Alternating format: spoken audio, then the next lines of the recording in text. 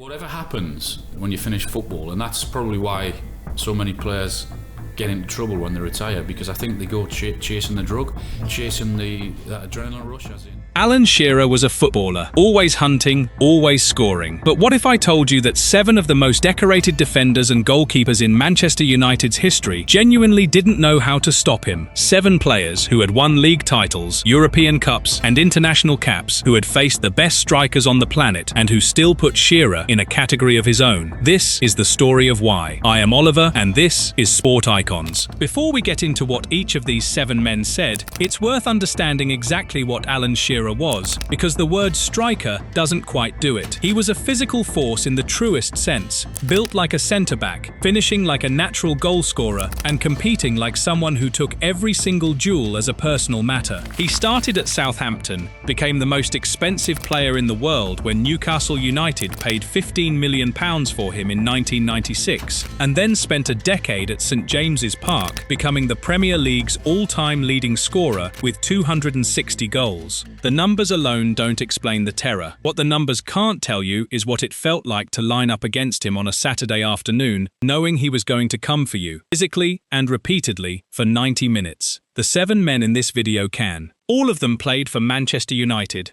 All of them faced Shearer at the height of his powers. And all of them came away with the same basic conclusion. He was the most complete centre-forward they ever encountered. Some of them said it quietly. Some of them said it loudly, but they all said it. This is what they remember. Peter Schmeichel is widely considered the greatest goalkeeper in Manchester United's history, and there's a strong argument he's the greatest the Premier League has ever seen. He won 5 league titles at Old Trafford, a Champions League medal, an FA Cup, and a League Cup. And he did it by being the kind of goalkeeper who made forwards feel like scoring was a personal failure on their part. Schmeichel was enormous, intimidating, and technically brilliant. He made the goal feel smaller than it was. And yet, when Schmeichel talked about Alan Shearer, the tone shifted. He described Shearer as one of the most complete strikers he ever faced, which from a man who faced every elite forward of that generation carries real weight. It wasn't one thing that made Shearer difficult, it was all of it at once.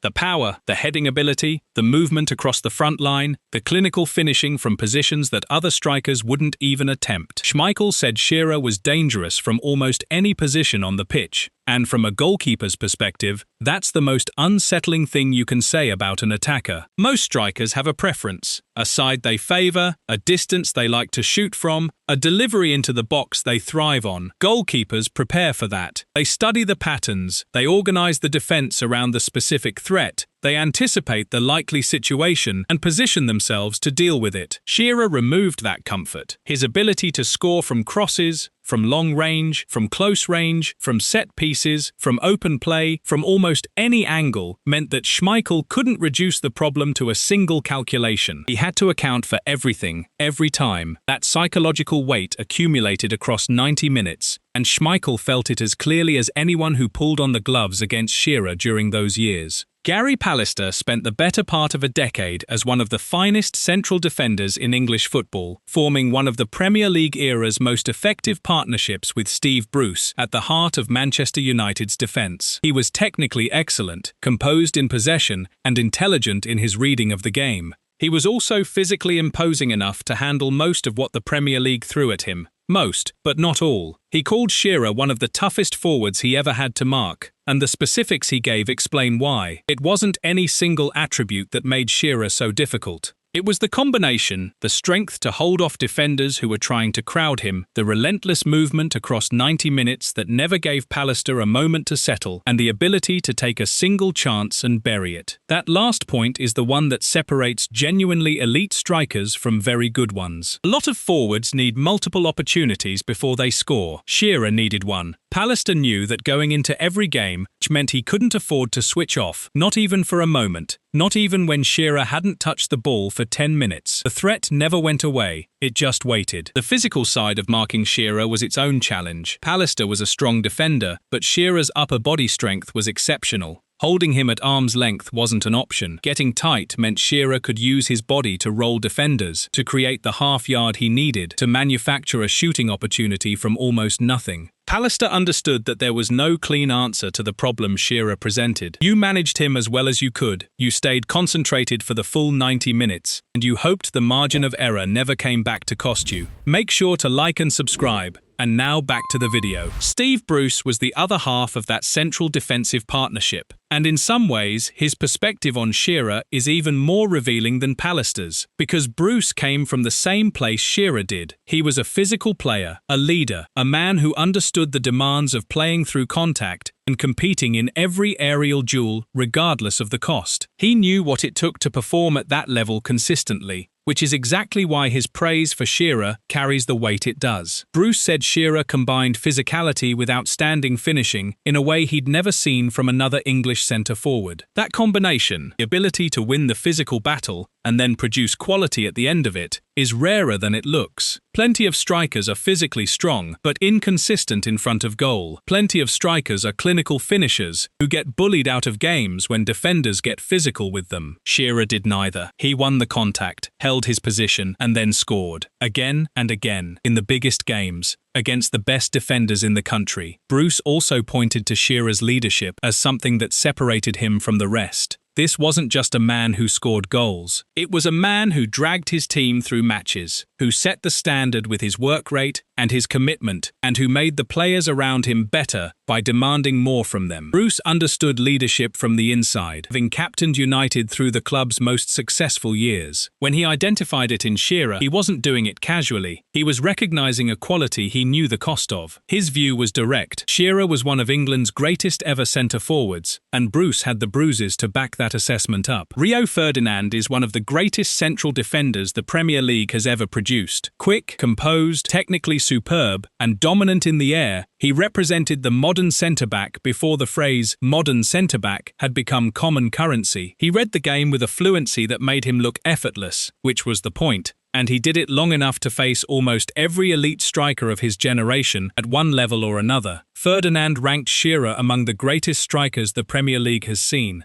The specific qualities he pointed to were the ones that made Shearer so difficult for a defender of Ferdinand's type to contain. The intelligent positioning that never gave a defender a clean read on where he was going next. The aerial dominance that made every delivery into the box a live threat. And the ability to score every type of goal. The powerful header, the driven finish, the poached effort from 6 yards, the strike from distance that dipped into the corner. Ferdinand faced strikers who were devastating in specific moments, which made the preparation different, considerably more demanding. What Ferdinand's assessment points to, beyond the individual attributes, is Shearer's intelligence. Ferdinand was himself one of the smartest defenders of his era, a man who processed the game quickly and positioned himself based on anticipation rather than reaction. The fact that Shearer's movement still caused him problems says something. It wasn't accidental movement, it was deliberate positioning designed to pull defenders out of shape, to create the pocket of space that Shearer needed, and to arrive in that space at exactly the right moment. Ferdinand recognized that intelligence because he operated with the same kind of precision himself. Shearer got there anyway. Gary Neville spent the best part of 2 decades as Manchester United's first-choice right-back, and across that career he developed one of the sharpest analytical minds in English football. He was never the most physically gifted player, and he'd be the first to tell you that. What he was, consistently and over a long time, was extremely well prepared.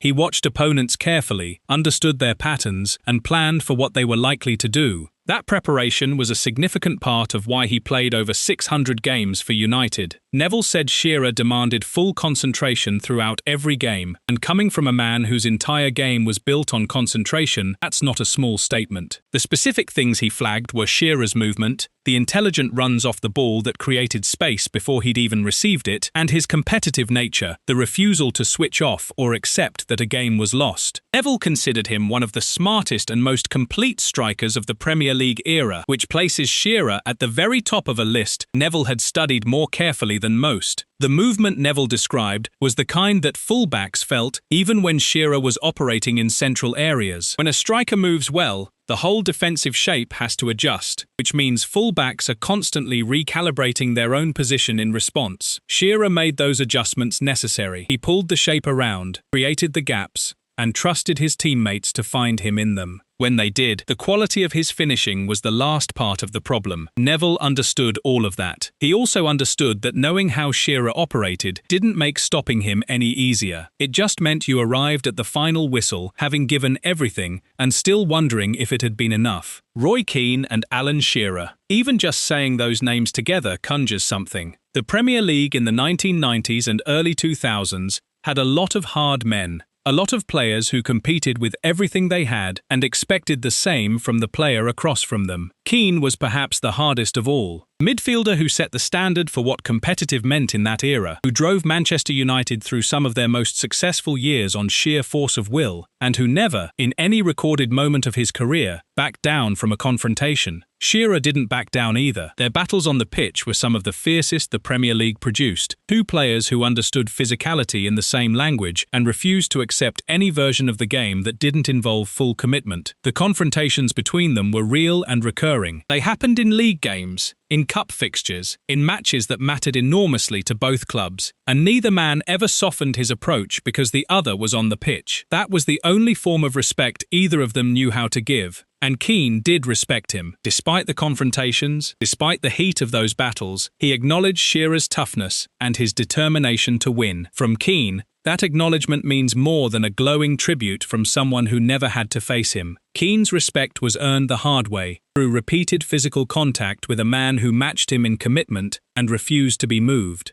Shearer stood up to Roy Keane, game after game. That's not something many players in that era could honestly say. Keane noticed. He always noticed the ones who didn't flinch. Nemanja Vidic arrived at Manchester United in January 2006 and quickly established himself as one of the best central defenders in the world. His partnership with Rio Ferdinand became the bedrock of United's dominance in the late 2000s, and his ability to win aerial duels, make last-ditch tackles, and impose himself physically on the most dangerous strikers in Europe made him one of Sir Alex Ferguson's most important signings. He was the kind of defender who made attackers rethink their career choices. When Vidic talked about Alan Shearer, he placed him among England's greatest number 9s, and he was specific about why. The physical strength that made Shearer nearly impossible to move off the ball, the aerial ability that gave him a genuine weapon from every delivery into the box, and the instinctive finishing that turned half chances into goals, the kind of opportunism that you can't coach,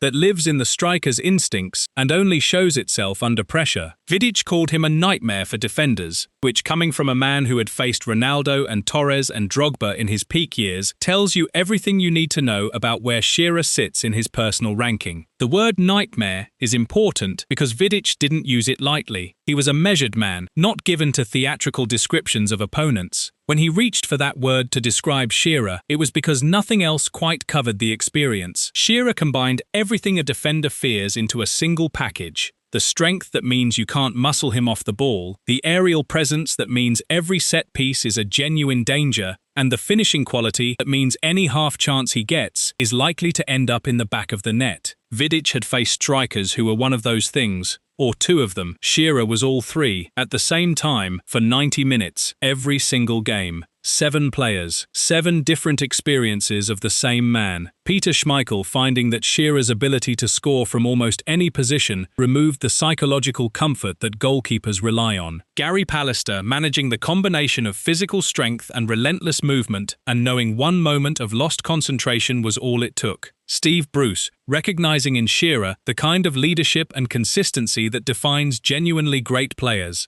and knowing it from the inside. Rio Ferdinand, coming up against an intelligence of movement that matched his own reading of the game and still finding it nearly impossible to contain. Gary Neville, building his entire career on preparation and concentration, acknowledging that Shearer demanded more of both than anyone else he faced. Roy Keane meeting his physical and competitive equal and coming away from those battles with a respect that only comes from surviving them. Nemanja Vidic, one of the most feared defenders of the Premier League era, calling Shearer a nightmare and meaning every word. What connects these 7 isn't the club they played for, it's what they all went through when Shearer was on the opposite side of the pitch. They were some of the best at what they did, in some of the most successful teams the Premier League has produced, and they couldn't stop him, not reliably, not consistently, not in the way you need to stop a striker when the title is on the line, and the margin between winning and losing is a single moment of quality. Shearer provided those moments, repeatedly, across a career that produced 260 Premier League goals, a body of work that the men who faced him still talk about decades later. The 7 players in this video are among the best judges of what he was. They faced him in the biggest games, with the most at stake, and they came to the same conclusion. Alan Shearer was the most complete striker they ever encountered. Alan Shearer retired in 2006, and the Premier League has never quite replaced what he was. Not just the goals, though 260 of them across a career is a number that still stands alone. Not just the physical presence, though there's been no one quite like him in terms of combining that kind of strength with that level of finishing quality. What hasn't been replaced is the particular combination of all of it. The power, the intelligence, the leadership, the aerial dominance, the clinical finishing from every angle and every range. The 7 men in this video won between them more league titles, European Cups, and international caps than most clubs collect across their entire histories. They faced every elite attacker of their generation. They knew what genuinely great strikers looked like because they'd stood across from them in high-stakes matches and dealt with the consequences. And they all said the same thing about Shearer. Not because they were being polite, and certainly not because any of them were the type to hand out compliments easily. They said it because it was the truth they'd earned on the pitch, in the physical reality of 90 minutes against the most complete number 9 the Premier League has ever seen. Send some prayers for this era of football in the comments below, and if this story meant something to you, hit the like button and subscribe for more.